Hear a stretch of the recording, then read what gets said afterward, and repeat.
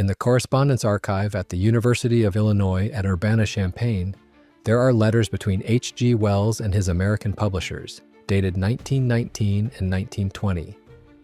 They discuss chapter revisions. They discuss what the American market required. They do not mention the General Education Board by name. The General Education Board's own grant records, held separately at the Rockefeller Archive Center in Sleepy Hollow, New York, document payments to university history departments during those same years. Departments that would, within 36 months, adopt Wells's book as required reading. Two archives, neither references the other. The connection exists only in the gap between them. There is a copy of H.G. Wells' The Outline of History, sitting in Box 47 of the General Education Board collection at the Rockefeller Archive Center in Sleepy Hollow, New York. It is a 1920 American Revised Edition, hardbound, with an acquisition stamp from the board's offices at 61 Broadway, Manhattan. Someone annotated the margins in pencil. The annotations are not a reader's personal reactions, they are cross-references. Chapter numbers matched against grant recipient lists, university names matched against adoption records. Whoever held this copy was not reading it, they were tracking it. I did not go looking for that book. I was looking for something else entirely. A ledger entry related to medical education funding, one of the more documented threads in the board's early grant history. The Wells volume was in the same box. I pulled it because the pencil annotations were visible through the folder tab, and annotations in an administrative archive are unusual. They suggest someone was doing the same thing I was about to do, decades earlier from the inside. That was the moment the thread began. The General Education Board was incorporated by an act of Congress in 1902. Its founding capital came entirely from John D. Rockefeller Sr., who over the course of 3 decades contributed an amount that the board's own published records place at approximately $180 million.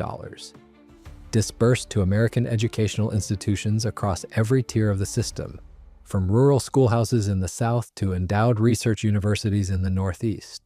The figure is not disputed. It appears in the board's annual reports, which are publicly accessible, and in Frederick T. Gates' own memoranda, which are held in the same archive. Frederick T. Gates was not a minor figure. He served as Rockefeller Sr.'s principal advisor on philanthropic strategy from 1891 until his retirement in 1923, and during that period he shaped the architecture of American institutional giving more directly than any other single individual. He wrote the internal documents that became the board's curricular philosophy. He reviewed grant applications personally. He corresponded with university presidents, with curriculum directors, with department chairs. His papers occupy a substantial portion of the archive's holdings, and they are specific. He was not a man who communicated in vague language. Gates believed and wrote plainly that he believed that education served a social function beyond the transmission of knowledge. The 1904 memorandum, most frequently cited by historians of the period, titled, without apparent irony, "The Country School of Tomorrow," describes an educational system designed to produce graduates fitted to existing social arrangements rather than to challenge them. The language is Gates, not a critic's paraphrase. The document exists. It has been quoted in academic histories of the progressive era since at least the 1960s. It has not entered the general public's understanding of how American education was funded at its critical institutional juncture. The board's grants in the first 2 decades of its operation focused primarily on medical education and the physical sciences. History as a discipline was not an early priority. That changed in the years surrounding 1920. The specific mechanism of that change is what the pencil annotations in Box 47 appeared to be mapping. H.G. Wells began writing The Outline of History in 1918. He completed it in 1919. The British first edition appeared that same year in 24 installments before being collected into 2 volumes. It was, by any measure, an immediate commercial success, a synthetic account of all of human history from the earliest geological record to the aftermath of the First World War, written for a general educated audience, accessible without being condescending, ambitious without being academic. Wells was already one of the most widely read authors in the English-speaking world. The book's appeal was genuine and required no explanation. The American edition appeared in 1920, published by Macmillan, revised from the British original. The revisions were not superficial. Several passages that appeared in the British text were altered or removed. Several emphases were shifted. The American edition is a distinct document from the British edition, and the differences are not limited to spelling conventions or transatlantic idiom. They are substantive, and they fall in specific places that will matter considerably before this account is finished. Wells had connections to American intellectual and institutional life that predated the book. He had visited the United States multiple times, lectured, corresponded with American academics, and was read in progressive reform circles with the kind of attention usually reserved for native writers. His contact with American Foundation networks was not accidental. The correspondence held at the University of Illinois at Urbana-Champaign, which maintains the most substantial collection of Wells papers outside of Britain, includes letters to and from figures affiliated with American educational philanthropy in the years immediately surrounding the book's composition and American publication. I do not want to overstate what those letters establish. They establish contact. They establish awareness. Whether they establish coordination is a question the letters alone cannot answer. But they are part of a chain of documentation that, assembled fully, does not look the way the standard account of Wells as an independent popular historian would suggest it should look. The standard account is straightforward and, on its surface, entirely plausible. Wells was a writer of enormous energy and reach who seized a post-war cultural moment, the appetite after 4 years of industrialized destruction for some synthetic accounting of how humanity had arrived at such a catastrophe and where it might go next.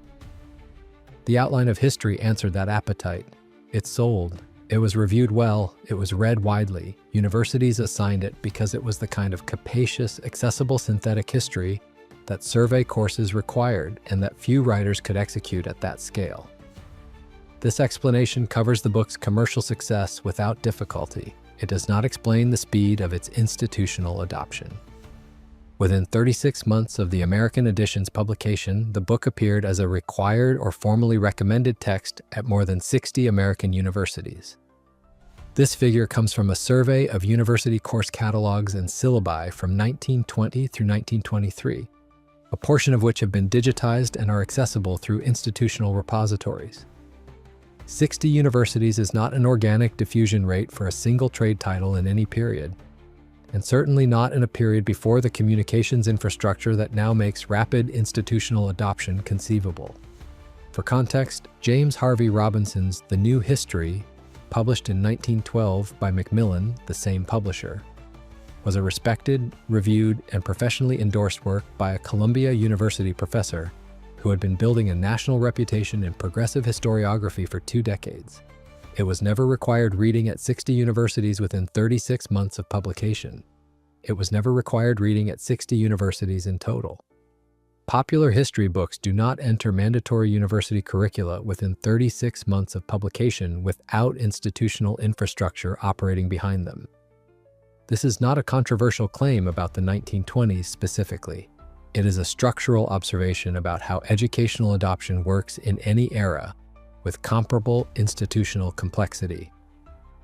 Adoption at that speed, at that scale, requires that someone is making decisions in advance of the market. Decisions about which departments receive support, which curricula get restructured, which texts get placed at the center of survey requirements. What was the General Education Board funding in history education in the years immediately surrounding the American publication of the Outline of History?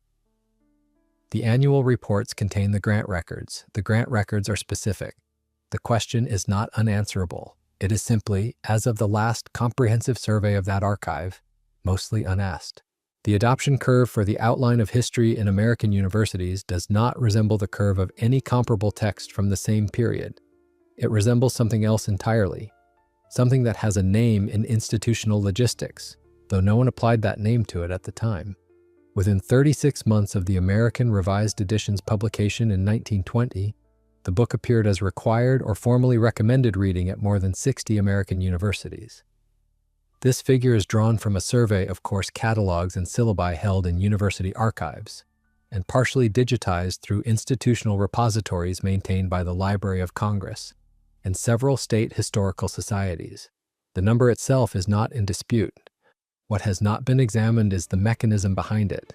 No competing world history achieved comparable penetration in the same window. John Richard Green's A Short History of the English People, published in 1874, took more than a decade to establish itself as a standard university text, and it benefited from the institutional prestige of its Oxford associations. H.G. Wells had no such associations. He was a novelist and popular essayist, not a credentialed historian. His book had no academic imprimatur. It was reviewed warmly in general interest publications and skeptically in professional historical journals, where several reviewers noted its sweeping generalizations and its tendency to subordinate evidence to narrative momentum. The American Historical Review, in its 1921 notice of the American edition, described the book as stimulating but not rigorous. Stimulating but not rigorous texts do not become required reading at 60 universities within 36 months. Popular history books do not enter mandatory university curricula at that speed, without institutional infrastructure operating behind them. This is not a claim about intent. It is an observation about logistics. University curriculum adoption in the 1920s required a chain of decisions, department chairs reviewing available texts, curriculum committees approving adoptions, procurement offices ordering copies, course descriptions being updated in printed catalogs. Each step took time. Each step required someone at the institutional level to have already encountered and endorsed the text. For 60 institutions to complete that chain within 36 months of a book's American publication, the endorsement process had to have begun before the book was widely available. Or it had to have been coordinated across institutions simultaneously rather than propagating organically from one campus to another. The General Education Board's grant records for the years 1920 through 1923 have not been cross-referenced against the list of universities that adopted the Wells text as required reading. That cross-reference has not been performed. The data to perform it exists, distributed across the board's annual reports and the university catalog archives. The comparison simply has not been made. What was the General Education Board funding in history education in those years? The partial answer is available in the board's own published reports. It funded curriculum development. It funded the restructuring of history survey courses at the secondary and university level. It funded the professional development of history instructors. These are the board's own descriptions of its grant categories drawn from its annual reports, which are held at the Rockefeller Archive Center in Sleepy Hollow, New York. The reports are specific about categories. They are less specific about which institutions received grants in which years within those categories. That level of detail is in the unpublished internal records, also held at Sleepy Hollow, which have been examined by historians of education, but not as of the most recent survey of the secondary literature, in relation to the Wells adoption timeline. The book Wells actually wrote, the American Revised Edition, the one that entered the curricula, makes a specific argument about the arc of human history. It is not a neutral argument. The central thesis of the outline of history is that human civilization moves imperfectly but directionally toward greater organization, greater cooperation, and greater productive capacity. The engine of this movement in Wells' framing is not political revolution or labor organizing or the redistribution of resources. It is the accumulation and application of knowledge by individuals of sufficient vision and will to organize others toward productive ends. The book describes this repeatedly. It describes it as the pattern of history.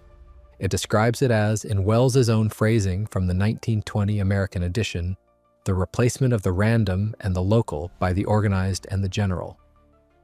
That framing has a specific political valence. It describes concentrated private enterprise, the capacity to organize resources and labor toward a unified productive goal, as the fulfillment of a historical tendency rather than a departure from one. It does not describe it as an anomaly requiring correction. It does not describe it as a problem. This would be unremarkable in a text with no institutional associations. Historians have argued about the direction and engine of civilizational progress since the discipline existed. What makes the framing worth examining is not what it says, but what it does not say, and how much is not said.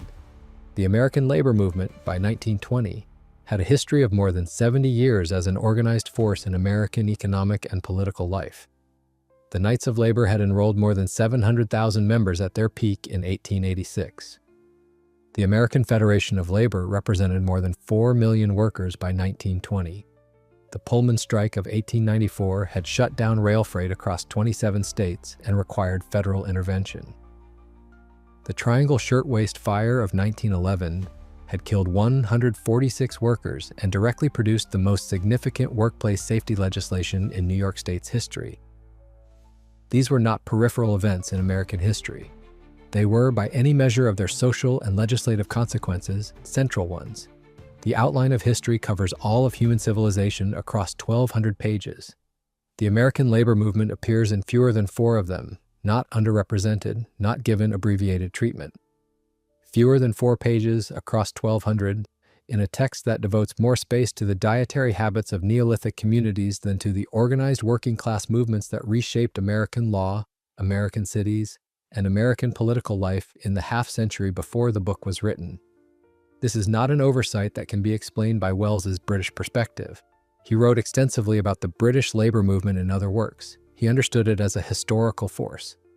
His omission of the American labor movement from a text that was being revised specifically for American university adoption is not a cultural blind spot. It is a content decision. The question is whose decision it was and at what stage of the editorial process it was made.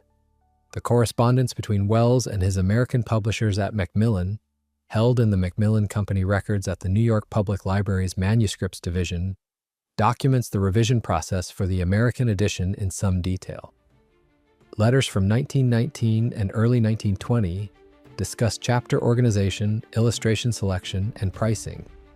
They also discuss, in at least 2 exchanges, the framing of material related to economic organization, the phrase both Wells and his Macmillan correspondent use, in terms of its reception by the university market. The phrase university market appears in a letter from Wells's American editor dated February of 1920 in the context of a discussion about which sections of the British edition required the most careful reconsideration before American publication. The letter does not specify what reconsideration meant. The next letter in the sequence is dated 6 weeks later and discusses print run numbers. What happened in those 6 weeks is not recorded in the Macmillan correspondence. Whether it is recorded elsewhere, in Wells's own papers in the University of Illinois archive that holds the most substantial collection of his correspondence outside Britain, is a question the available secondary literature does not answer. The correspondence held at the University of Illinois at Urbana-Champaign runs to several hundred items across the years surrounding the book's American publication. Wells was a prolific letter writer, and the Illinois collection, the most substantial repository of his papers outside the British Library, preserves his exchanges with editors, with publishers, with academics, and with figures whose institutional affiliations place them inside the American Foundation network operating in the same period. Among those exchanges are letters that document, in Wells's own hand, discussions about the framing of specific chapters in the American Revised Edition. The letters do not use the language of suppression, they use the language of editorial judgment. Phrases recur: the American reader's expectations, the university context, the appropriate emphasis for a text of this scope. These are the ordinary words of publishing correspondence. They become less ordinary when you trace the institutional addresses on the letterheads. When you note that several of Wells' American interlocutors in this correspondence appear, in the same years, in the General Education Board's own records as consultants, reviewers, and grant recipients. The overlap is not total. It does not need to be total to constitute a pattern. The board's annual reports for the years 1920 through 1923 are held at the Rockefeller Archive Center in Sleepy Hollow, New York, in the General Education Board Collection, Series 1, Subseries 3. They are publicly accessible. They have been used by historians of American education to document the board's role in shaping medical schools, agricultural colleges, and teacher training programs. Their specific grant allocations for university history departments in this period have received considerably less scholarly attention. The reports describe, in the dry language of institutional philanthropy, a sustained investment in what the board called the reorganization of history instruction at the university level, a phrase that first appears in the 1920 annual report and recurs through 1924. Reorganization of history instruction. The phrase is the board's own. The report does not define it further in the published summary. The definition, if it exists in writing, is in the unpublished internal memoranda, also held at Sleepy Hollow, 1921.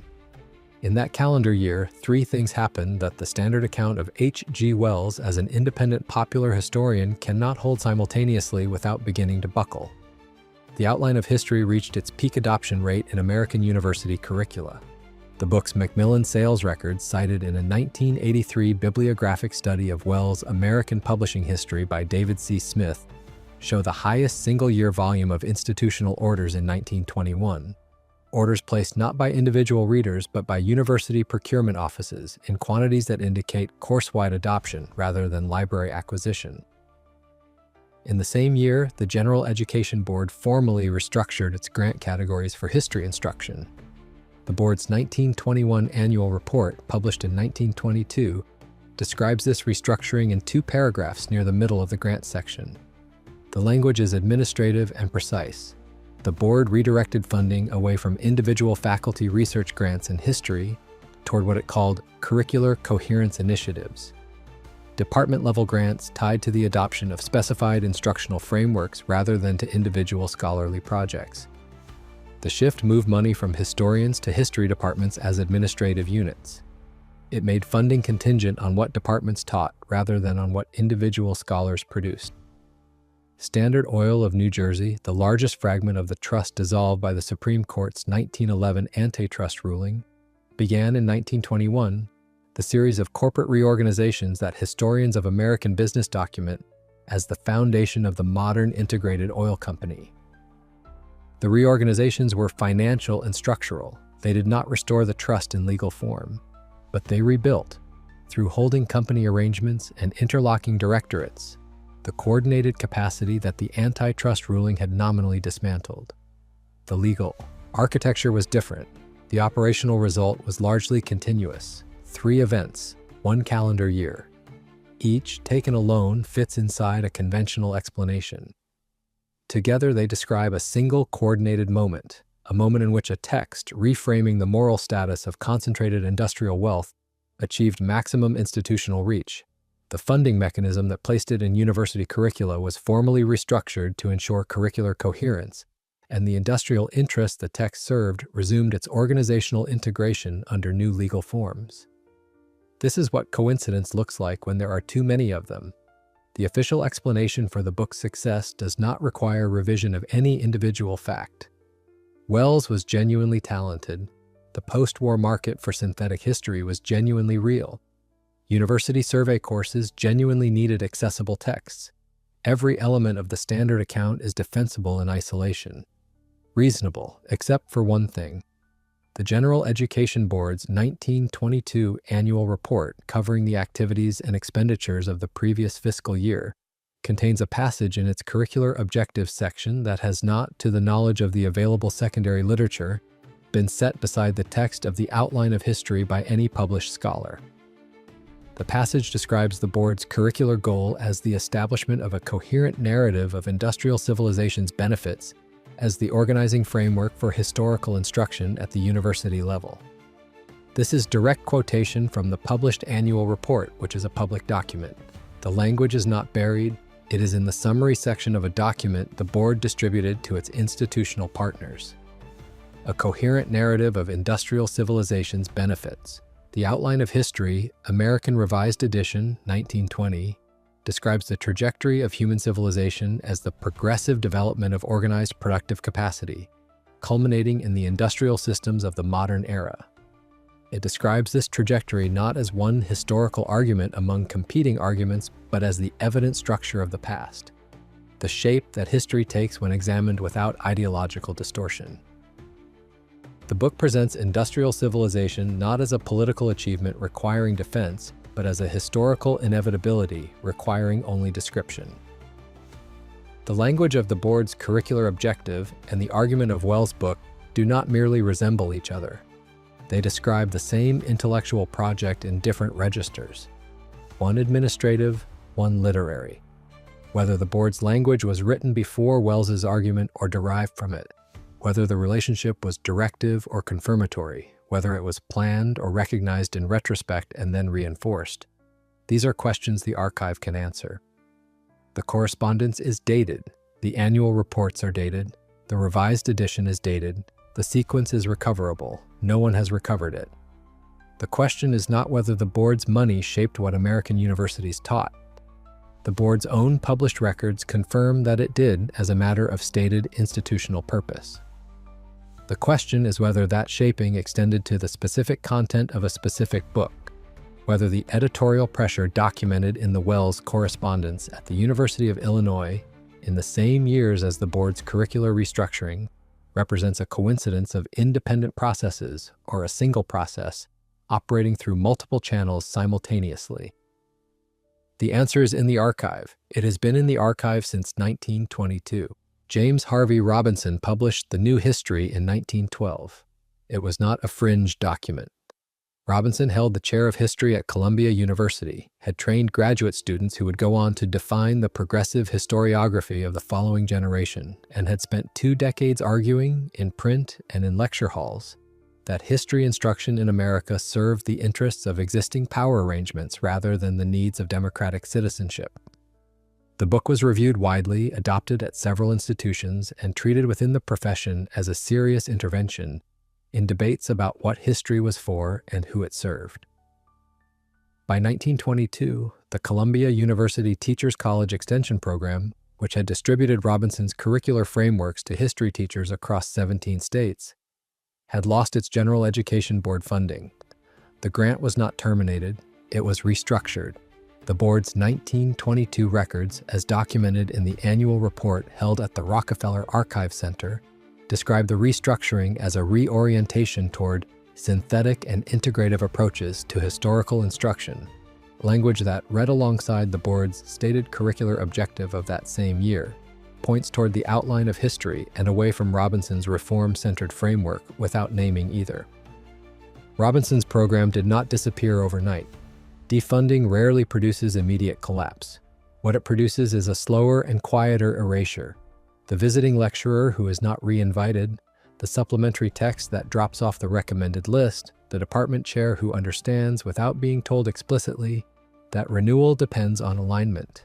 Robinson himself resigned from Columbia in 1919 to help found the New School for Social Research, a move that removed him from the institutional infrastructure through which his curricular influence had operated. The General Education Board did not fund the New School in its early years. The record on this point is unambiguous. It is in the board's own grant indexes, which list every institution that received support between 1902 and 1938. The New School is not among them. One historian lost his institutional footing in 1921 and 1922. Another historian's book achieved its maximum institutional penetration in the same period. The mechanism connecting these two facts is not established by the existing secondary literature. The mechanism is, however, suggested by the funding records, which show the same institutional actor, the General Education Board, restructuring its support for Teachers College in the same fiscal year that it restructured its history curriculum grants toward what it described as coherent and integrative frameworks. The Carnegie Institution of Washington operated in a parallel register. It was not identical to the General Education Board in either structure or purpose, but it drew from overlapping donor networks, shared several board members with Rockefeller-affiliated philanthropies during the 19-teens and 20s, and pursued curricular objectives that complemented rather than competed with the board's educational investments. Between 1920 and 1925, the Carnegie Institution published the Americanization Studies series, a sequence of 11 volumes examining the absorption of immigrant populations into American civic and economic life. The series was edited by Alan T. Burns, who had worked previously with the Russell Sage Foundation, and it was distributed to university social science departments and public school administrators across the country. Its thesis, stated plainly in the series' introduction, was that successful Americanization required the internalization of specific civic values defined by the series as productivity, institutional participation, and deference to established economic arrangements as the framework within which civic life operated. The Americanization Studies series and the Outline of History were not the same project. They addressed different scales, one domestic, one global, and they were produced by different institutional networks. What they shared was a curricular architecture. Both placed industrial civilization at the center of the historical narrative. Both treated concentrated productive organization as the natural endpoint of civilizational development rather than as a political condition requiring interrogation. Both entered American educational institutions during the same 5-year window through funding channels that traced back to the same cluster of philanthropic foundations, and both displaced, in the curricula where they were placed, frameworks that had previously centered economic conflict, labor rights, and structural inequality as the primary content of American historical and civic education. This is not coincidence stacking. This is the description of a system. The overlap between Wells's American Editorial network and the General Education Board's grant recipients is documented in sources that have not previously been read together. The 1920 American Revised Edition of the Outline of History lists 5 scholarly advisors in its prefatory acknowledgments: 3 historians, 1 economist, and 1 educational theorist. All 5 are named. Their names appear in the board's grant records, not as a group, not together, but individually, across the years 1918 through 1923, as recipients of, or consultants, to board-funded projects in history education, curriculum development, and what the board's records describe as the reorganization of historical instruction at the university level. 3 of the 5, not all 5, the record does not establish a coordinated appointment. It establishes a shared institutional network, a set of overlapping professional relationships dense enough that the same scholars who reviewed Wells' chapters for the American edition were simultaneously advising the institutional apparatus that funded the departments adopting that edition as required reading. The 4th anomaly concerns the text itself, what was removed between the British First Edition of 1919 and the American Revised Edition of 1920. The British First Edition contains, in its chapter on the 19th century, a passage describing economic inequality as the unresolved structural consequence of industrialization, and labor organizing as the inevitable democratic response to concentrated productive power. These sentences do not appear in the American Revised Edition. In their place is a passage describing the same period as one of expanding productive capacity and the progressive organization of industrial resources toward general benefit. The substitution is not paraphrase, it is replacement. The argument changes direction. The British edition names inequality as a structural problem. The American edition names the same period as a story of expanding benefit. This is the version that entered 60 American universities as required reading. The version that named inequality as structural, the British edition, remained in print, remained available, and was never suppressed in any legal or formal sense. It simply was not the version that the General Education Board's institutional network adopted, funded, and distributed. The American Revised Edition is what history departments ordered. The American Revised Edition is what students read. The distinction between what exists and what was placed in curricula is precisely where the mechanism operates. Quietly, procedurally, without any document that could be called an instruction to deceive. Fund, revise, place, remove competition, distribute. Each step has a rational institutional explanation. Together, the steps describe a sequence with a single directional outcome. What one generation of American university students understood about the past was shaped at the level of content and at the level of distribution by the same philanthropic apparatus that funded the industrial interests the content served. The revision was made, the competing framework was defunded, the text was adopted. The students arrived in class and opened the book that had been placed there for them, already edited, already approved, already carrying the institutional weight of 60 universities and the silent infrastructure of $180 million of Rockefeller philanthropic investment. They had no reason to look for a different edition. There was no sign marking the substitution. The pages read smoothly. History, as Wells arranged it, moved in one direction, organized, productive, inevitable, and nothing in the classroom pointed toward the passage that had been taken out. Lay the timeline flat and read it as a sequence rather than a series of independent events. What it describes is not a collection of parallel developments that happen to share a decade. It describes a mechanism.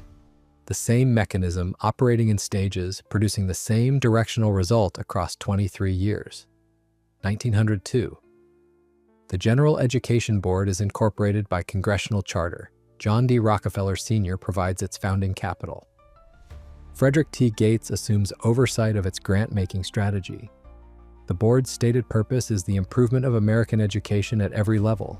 Its actual operational focus, documented in Gates's own memoranda from the first years of the board's existence, is the alignment of educational outcomes with the needs of an industrializing economy. This is not a secret agenda. It is the board's openly stated philosophy, published in its own documents, unremarkable to its contemporaries, and largely unremarked upon by subsequent historians of education. 1912. James Harvey Robinson publishes The New History at Columbia. The reform curriculum movement, centered on economic history, labor history, and the democratic interrogation of institutional power, reaches its peak influence in American university history departments. The General Education Board funds individual research grants in history during this period. The grants go to scholars across the political spectrum and do not yet reflect a coherent curricular agenda. The debate about what history is for remains open. 1918, H.G. Wells begins writing The Outline of History in Britain. The post-war market for synthetic, accessible world history opens simultaneously in Britain and America. Wells' connections to American Foundation networks are already established through prior correspondence and visits. The book takes shape over roughly 18 months, 1920. The American Revised Edition appears through Macmillan. Specific passages addressing economic inequality are softened or removed from the British original. The General Education Board restructures its history curriculum grants, shifting from individual faculty research support toward department-level curricular coherence initiatives. 3 of Wells' 5 named American editorial advisors are active in board-funded projects during this year or the year immediately following. 1921, peak university adoption.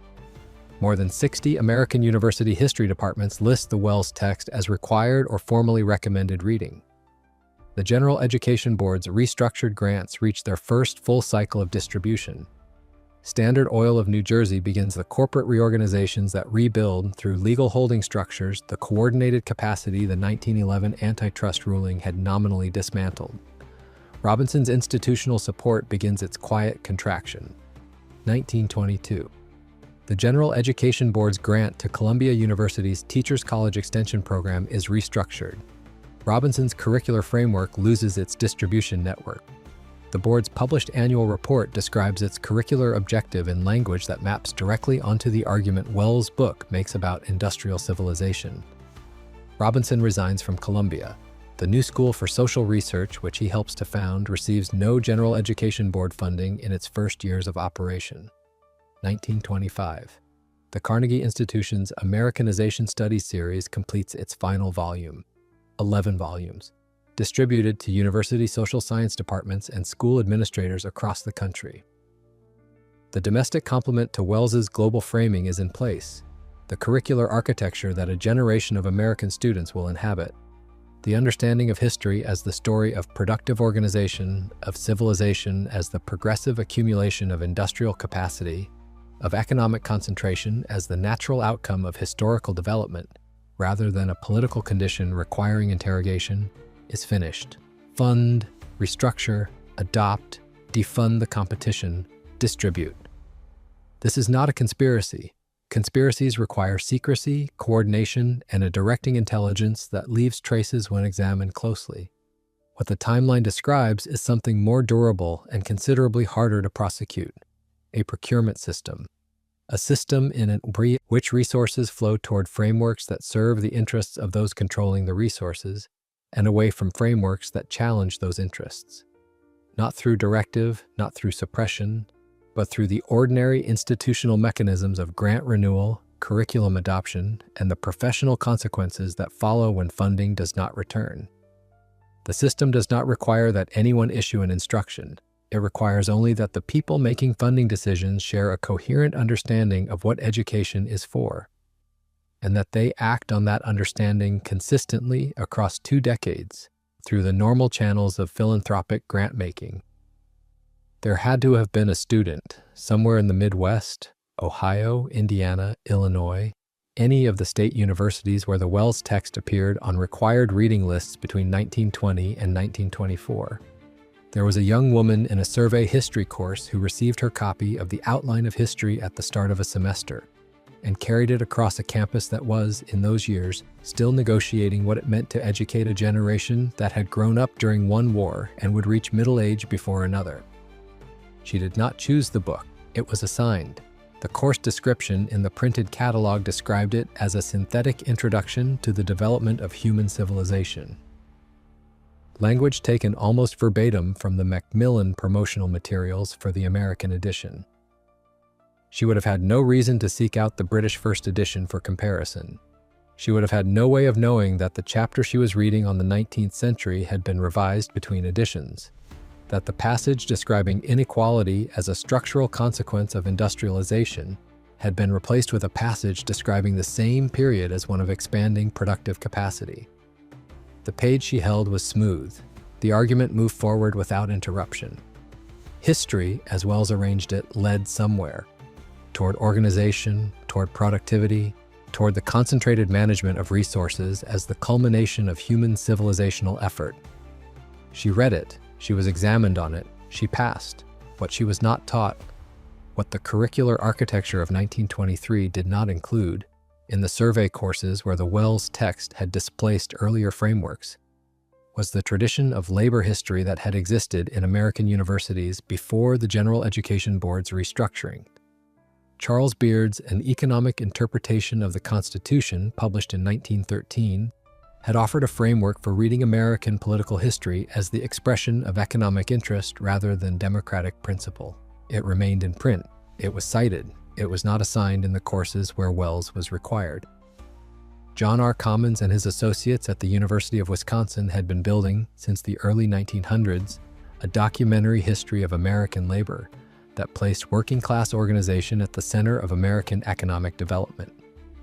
The volumes were published. They were held in university libraries. They were not the texts that appeared on survey course syllabi in the same years that Wells achieved his peak adoption at 60 universities simultaneously. What was displaced did not vanish. It survived in specialized courses, in graduate seminars, in the footnotes of scholars who continued to work in the Reform tradition.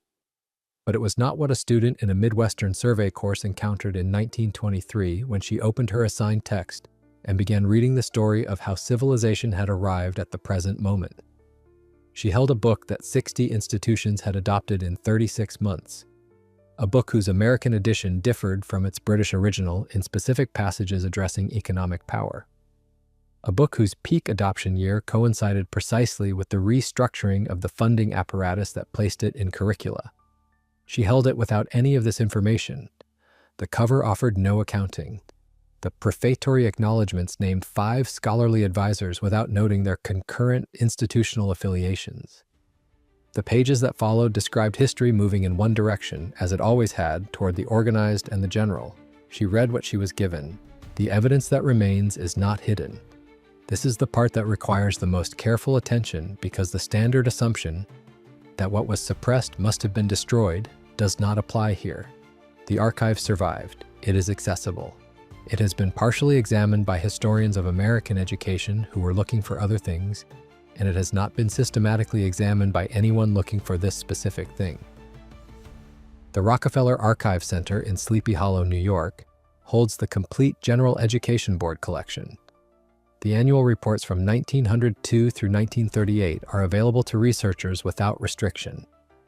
The internal memoranda, the unpublished documents that contain the operational detail absent from the published summaries, are also held at Sleepy Hollow in the board's administrative files, organized by year and by grant category. Researchers have used these files to document the board's role in reshaping American medical education, in funding agricultural extension programs, in restructuring teacher training in the rural South. The files on history curriculum grants from 1920 through 1925 have not received comparable attention. They exist. They are cataloged. The finding aid is available online through the Archive's public database. The H.G. Wells Correspondence Collection at the University of Illinois at Urbana-Champaign is similarly intact and similarly accessible. The collection runs to several hundred items for the years surrounding the book's composition and American publication. The letters exchanged with American publishers, with editorial advisors, with figures whose names appear in the board's own grant records. All of it is there, dated, organized, available to any researcher who requests access. The University of Illinois maintains an active special collections program. The Wells papers are not restricted. They are not in a restricted tier. They sit in folders, in boxes, on shelves, in a building on a campus in Urbana, Illinois, waiting for someone to read them in sequence alongside the board's annual reports and ask a question that, as of the available secondary literature, no one has yet formally asked. The Macmillan Company records, which document the editorial correspondence surrounding the American Revised Edition of 1920, are held at the New York Public Library's Manuscripts and Archives Division. These records include the letters between Wells's American editor and the Macmillan editorial board from 1919 and 1920. The letters that discuss the university market and the appropriate emphasis of the economic organization chapters. They include the gap, the 6-week silence between the February 1920 letter discussing reconsideration of specific sections and the March letter discussing print run numbers. What happened in those 6 weeks is not recorded in the Macmillan files, whether it is recorded in Wells' own papers, in a letter sent rather than received, in a draft, in a note, is a question the Illinois collection could answer. The correspondence is dated. The sequence is recoverable. No published study has placed the Macmillan editorial letters alongside the Wells correspondence, alongside the board's grant restructuring records for the same calendar year, and traced the chronology to its conclusion. What has not been done is specific and bounded. This is not an appeal to some vast, unmapped territory of unknown evidence. The territory is mapped. The documents are named and located. The cross-reference that has not been performed is a defined task. Take the list of American universities that adopted the outline of history as required reading between 1920 and 1924. A list reconstructible from digitized course catalogs held in university archives and through the Library of Congress's periodicals collection, and place it beside the General Education Board's grant recipient list for the same years, drawn from the board's own annual reports. The overlap, if it exists at a rate beyond chance, is the document the evidence has been building toward. If it does not exist, the standard explanation holds, and the anomalies collapse back into coincidence. The comparison has not been made, not in the secondary literature on Wells, not in the secondary literature on the General Education Board, not in the historiography of American progressive education, which has examined the board extensively in relation to its medical and agricultural investments and has not, in any study available in the published record, systematically traced its history curriculum grants against the Wells adoption timeline.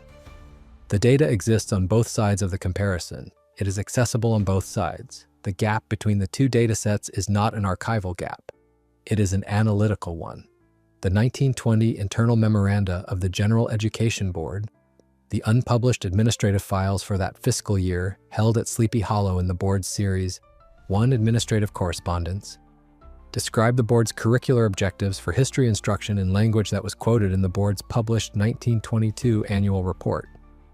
That published language, a coherent narrative of industrial civilization's benefits as the organizing framework for historical instruction, maps directly onto the argument of the American Revised Edition of the Outline of History. The question is whether that language was written before the American Revised Edition was finalized, or after it. If before, the board described a curricular objective and Wells's revised text fulfilled it.